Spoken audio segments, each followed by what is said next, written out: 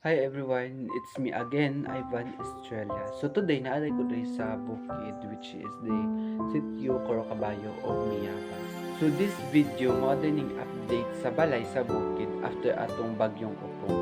But napansin ninyo na karon na jud ko naka-update for how many days ang nilabay after atong bagyo. For further reason nga dili jud ko basta-basta makaari because sa bad weather.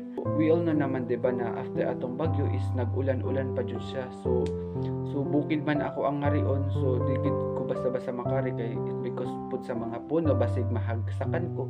So basig di ta madisgrasya since karon nakaari naman lang jud ko sa bukid. So I just want to share you kung unsa jud ang kahimtang diri sa amo ang lugar. So now, if you are interested with this video, don't skip it, just keep on watching.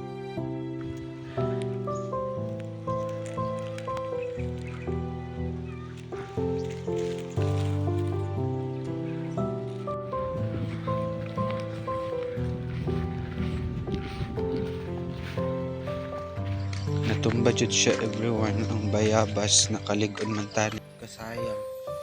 Grabe gid ka kusog sa bagyo no kay nakon ang manggid ang payag nga natumba ang limon. Grabe. Lukat gid ang gamot niya ba? Mo ni update sa langka everyone kaluoy. Sayang kayo na pa ni mga bunga naman kayo. Pero nangalarag na jud siya.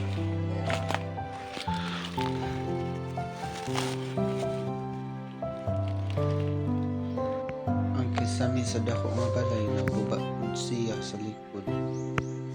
Hindi na natumba pud ang mga saging.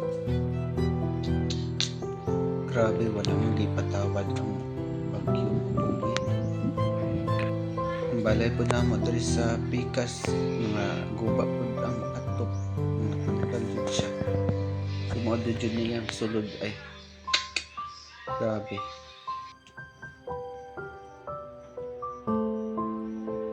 Ang coral pod everyone nasira pod siya sa grabe ka kusog sa bagyo. So, diri lang ko dapat tong video everyone. Thank you for watching.